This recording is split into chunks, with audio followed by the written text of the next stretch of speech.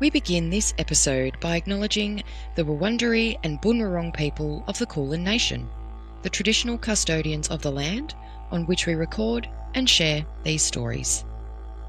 We pay our deepest respects to their elders, past and present, and extend that respect to all First Nations peoples listening or watching today's episode. We honour those who walked before us, their enduring connection to country, and the stories held in land, sky, and spirit. May we listen with openness and learn with humility. We acknowledge that sovereignty was never ceded. This always was and always will be Aboriginal land.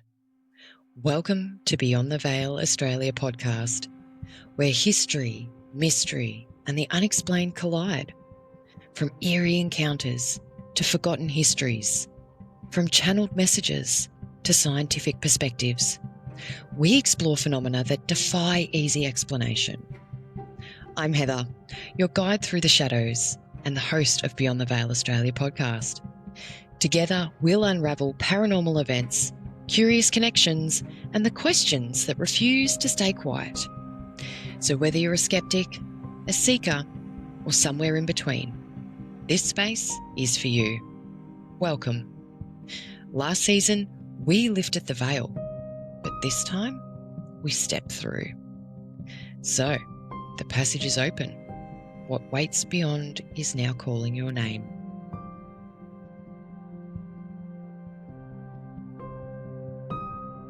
Hello and welcome back to Beyond the Veil Australia podcast.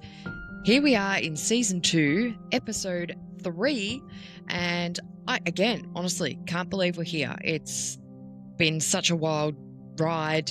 It's just awesome.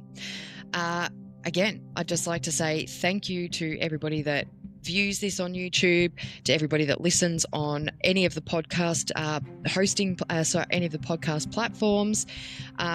Again, without you guys, this is not possible. So I just want a massive shout out to all of you and thank you for sticking around for season 2. I just honestly can't believe how wild this ride has been. It's been awesome to get to meet so many new people.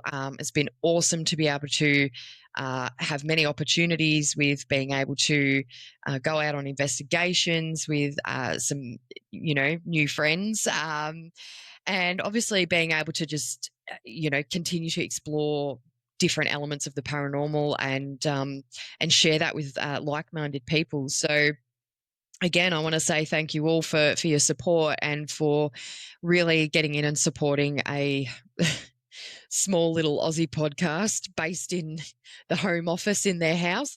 I'm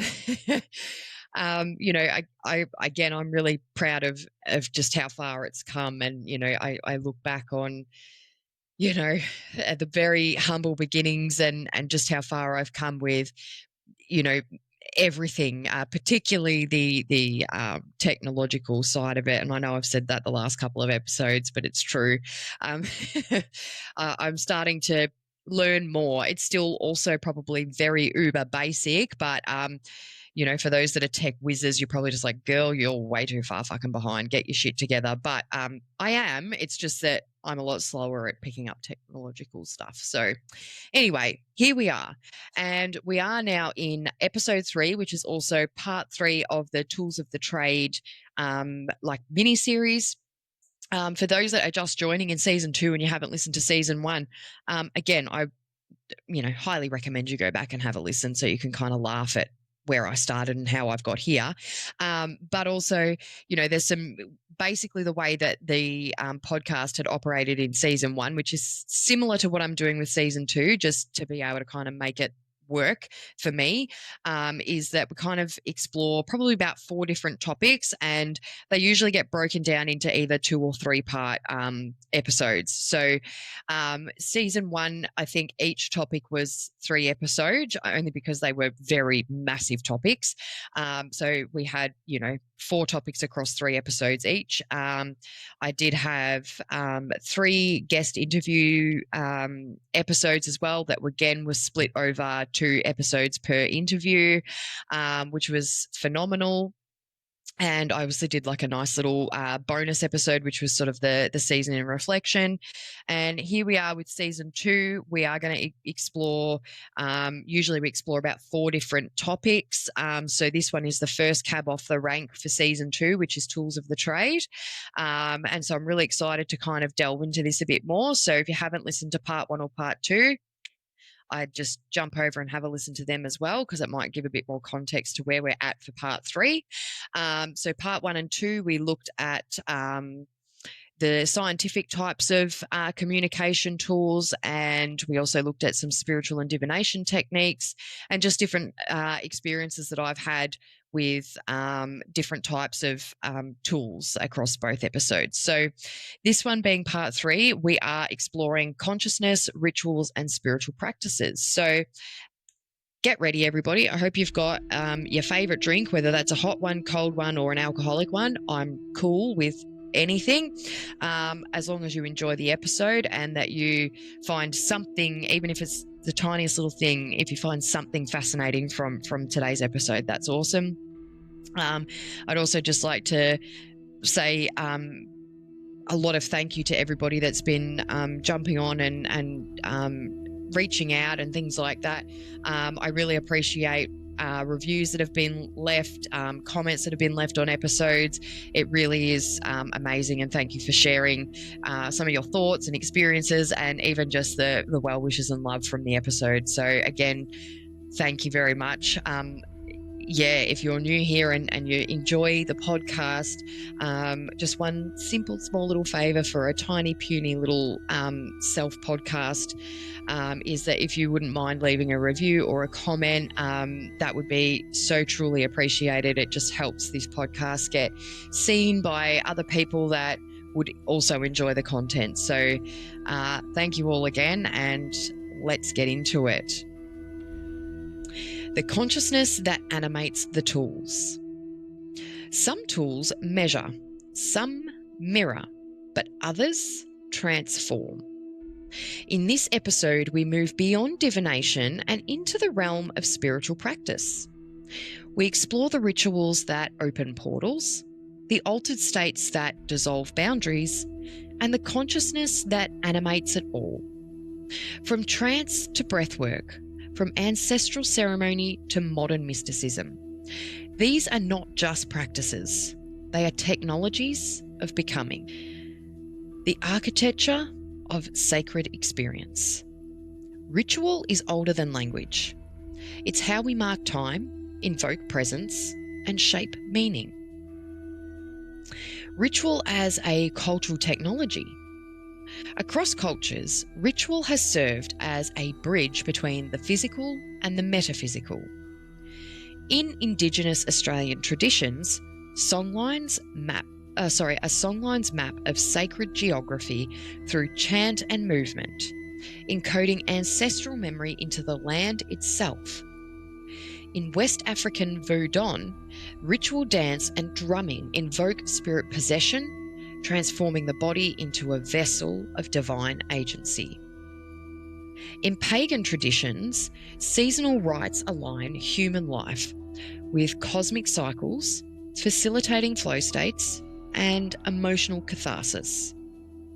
Anthropologist Victor Turner called ritual a liminal space, a threshold between words where transformation becomes possible. A key research insight into ritual and neuroplasticity. A 2023 study in Nature Human Behaviour found that repetitive ritual actions such as chanting, drumming, and breath synchronization can induce neuroplastic changes in the brain, enhancing emotional regulation and social bonding. These findings suggest that ritual doesn't just symbolize transformation, it enacts it. Shamanic imagery and emotional modulation. In 2025, a study published in Religions examined the effects of symbolic imagery in shamanic rituals. Participants exposed to ritual energy showed significant decreases in negative emotions, tension, anger, fatigue, and increases in supernatural belief across schools. The study concluded that symbolic mechanisms in ritual activate visual perception and emotional resonance, deepening belief and altering consciousness. Spiritual interpretation, ritual as a portal. Ritual is not performance, it's participation. It's a way of stepping into sacred time where intention becomes action and action becomes invocation. Whether solitary or communal, ritual creates a container for altered states, healing and revelation. An anonymous quote that I have found here is, "When I step into ritual, I'm not just performing. I'm remembering. I'm returning. I'm becoming." Wow, pretty interesting, hey, looking at, different types of ritual. And I really like, being that I have that mental health background as well, that, some of these studies have kind of also just given credence to, some of these practices being very therapeutic and beneficial for those that may be unwell and need a sense of belonging or a sense of purpose or just something to help them feel cared for, loved, seen, just whole. And I know definitely with mental health, it is tricky because you obviously want to make sure people feel supported and that they're looked after and that they're receiving care and not receiving trauma. There was something that I was chatting about with my team leader the other day, and we were kind of talking about different types of therapy and things like that, as you do. And, there was something where I was like, it's really hard because sometimes there are some forms of treatment in mental health that are still sadly more likely to traumatize people. And, one of this quote that he said, and I thought, holy shit, this is awesome, but it's, "Don't traumatize people and call it care." And so, this is where that part of me that's spiritual and holistic and is really into the paranormal and learning about different cultures and different things like that, is that, based on what those studies just found that we just read through, that there's a place for, that to be seen as like a form of therapy in terms of helping people heal and giving them the opportunity, excuse me, giving them the opportunity to have some control in their life and to feel that they belong somewhere. And I think that's, one of the biggest things with mental health is isolation. It's something with some of these rituals and practices. Yes, you can do them just as an individual, but to feel that you could be part of a community that can also support you in that and provide that kind of care for you and not traumatize you would be, it would be brilliant. I think it would really support people. And, I know for my own personal journey and especially with my own journey with mental health, but, the podcast, oh God, now it sounds really corny and cheesy, but, the journey that I went on to sort of get here, across my life, but of recent years before the podcast sort of became conceptualized was, I'd had a lot of my own experiences with some pretty heavy mental health, and being able to kind of learn a little bit more about the paranormal and the spirituality and just lots of different things within that whole realm in areas that truly fascinate me, areas that I just love being immersed in. And then kind of going, well, what am I supposed to, like, I love doing all this, but I feel like I need to be doing more. And then to feel guided by my spirit team to pursue the podcast. And, someone who's not technologically savvy and is kind of then also a little bit self-conscious of like, well, first of all, I have no fucking idea what to do with the technological side of it. And second of all, what if people think I'm a fucking idiot and what if they don't like it? And that was something that kind of kept me in this place of just not going there. And, I'd had in a previous work role, I'd needed to take some time off. And in that time, I somehow I'd gone into Office Works. to go and get like printer paper or something, something so random. And suddenly I'm in the tech aisle and I'm looking at microphones. And then suddenly I bought one. And I was like, okay, I guess I'm doing this. So it's just really interesting, those sorts of things where it's like, because I was able to give myself the opportunity to really engage in something that I really love learning about, learning about and doing, and then kind of putting another level on it where it's challenging me in learning how to record, how to edit, how to put the podcast on a platform, how to make a video look pretty and all of that, which is still not perfect, but it's a fuck ton better than it was when I started. So, it's those sorts of things. And I think, for me, the podcast is more than just a podcast. It's been something that I love to do. It's been a creative outlet. It's been a passion project. And it's also been, and this is where, as a mental health professional, is that it's actually self-care. And, if you work in social or community services, or you're in like first responding kind of roles where you can be exposed to quite a lot of trauma, the push for self-care is really forefront now.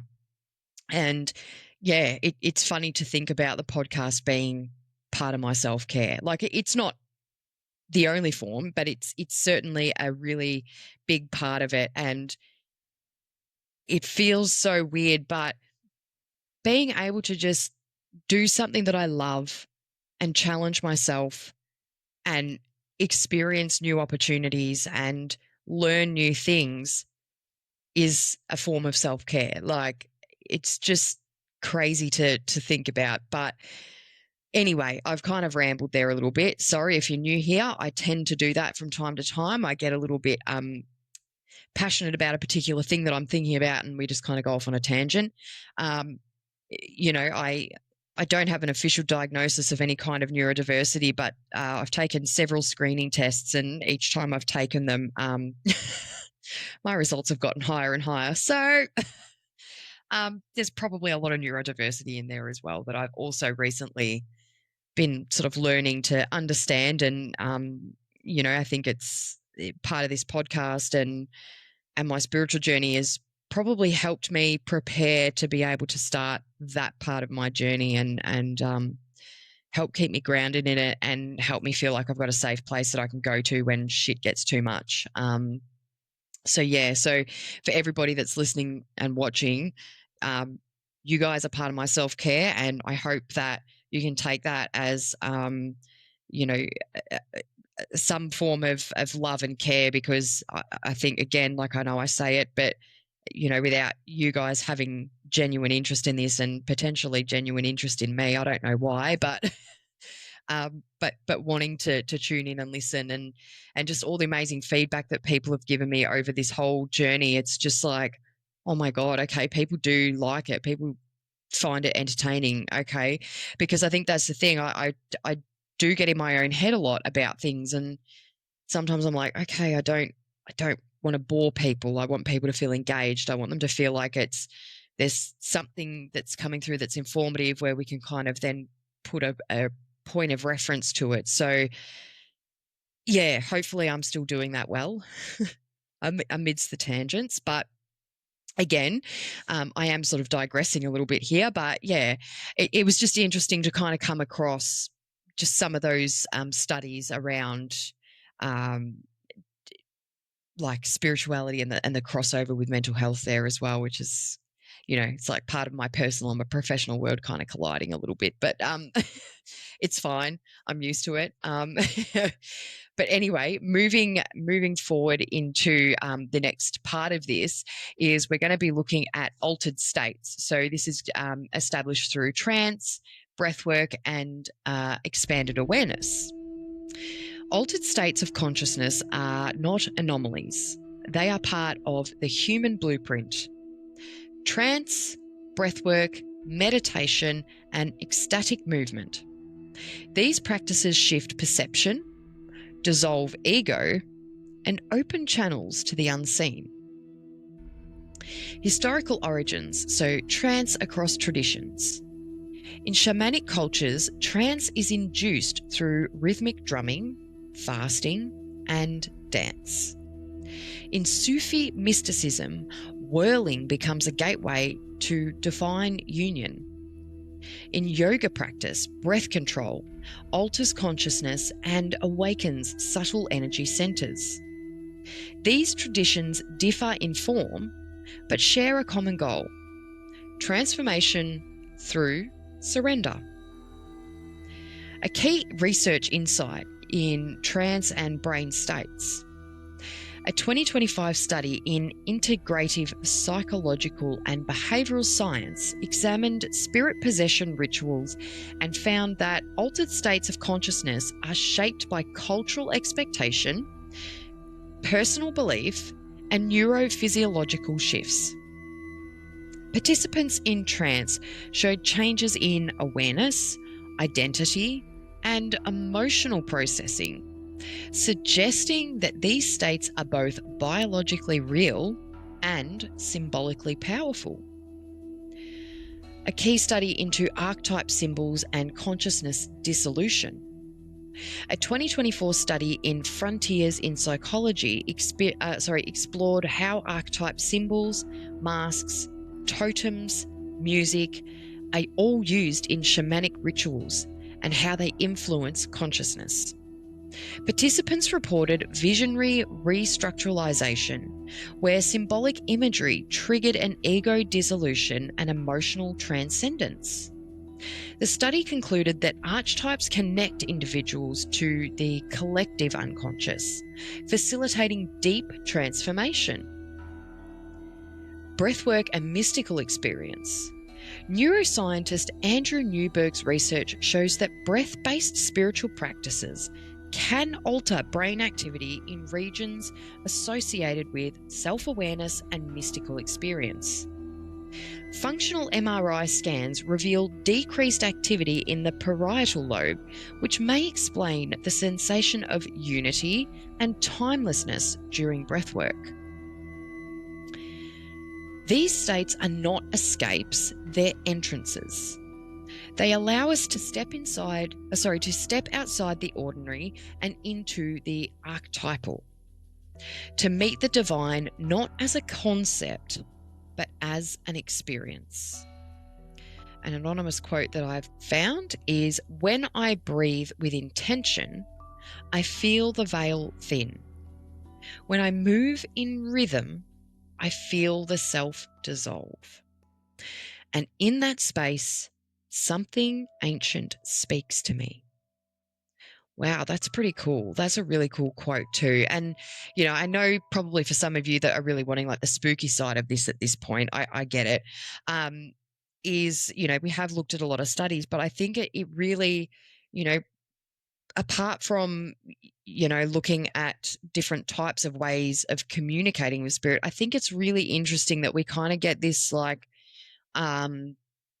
a bit of that research background into different things about the brain and how that either impacts or influences these experiences, or how we communicate, if we're communicating, and kind of looking at it also on a really spiritually holistic level, like where you're looking at things like breath work and trance and for the cultures that are able to do like possession dances and things like that, that's a pretty crazy but cool way to connect with the spirits, whether that's like ancestors or any old spirit, or whatever that is, just any kind of energy or entity.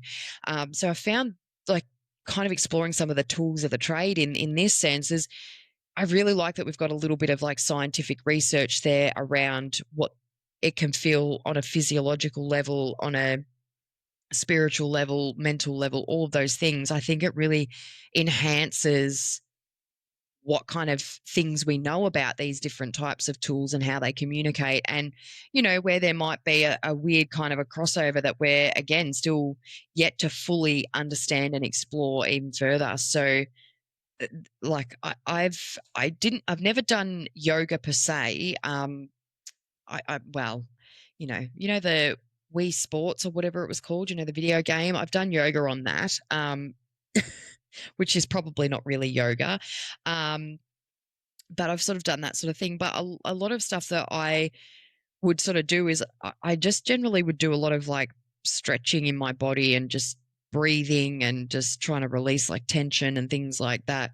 But I also did like Pilates and things like that as well. So, even though it's not exactly the same, there were certain elements that I remember doing in my like classes that were very, very similar to yoga, breath work and things like that. And it is really interesting, and most of that sort of was done probably more towards the end, but it was a really good way of just being able to just go, cool, I've done a bit of a workout. I'm releasing anything that might have come in with me that has made me feel shit. And that's why I've come and done some exercise and worked it out.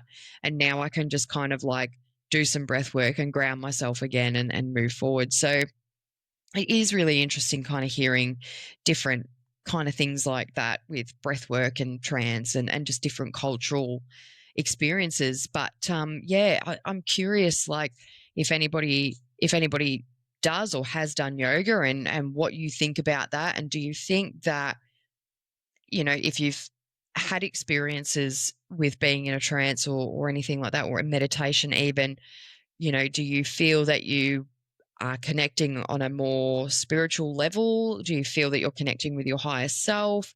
Have you had any of those kind of experiences where you're like, oh, I feel like I'm suddenly more aware of things? I'm really curious to hear. So, yeah, I mean, obviously you can hit me up on Instagram or TikTok. Obviously we've got the Facebook page, but I don't know if I get on the messages that often there, but it's usually Instagram or TikTok. Or you can leave it in the comment as well, like if you're comfortable doing so. I'd be really curious to hear about it. I find hearing lots of experiences really fascinating, and just being able to kind of think about different research that we've kind of been looking into and being able to kind of either look at a new perspective or sort of support what some of the stuff that we've covered. It's really, really interesting. So, yeah, if you've got anything you wanted to share that you've had any kind of experiences with meditation or yoga or breath work or trance work, anything like that, I'd be really curious to hear about it. So, yeah, moving on into our next part of the episode is spiritual practices, so daily rituals and sacred technologies. So, again, this will be really interesting to see what we kind of come across. Because I think we've come across quite a lot of interesting kind of thoughts and theories. Anyway, moving in. Not all spiritual practices are dramatic. Some are quiet, some are daily, and some are woven into the fabric of life. Some of the historical origins, devotion and discipline. In Hinduism, puja is a daily offering, flowers, incense, mantra. In Christianity, contemplative prayer invites silence and surrender. And in Indigenous traditions, smoke cleansing and seasonal ceremony align the body with the land.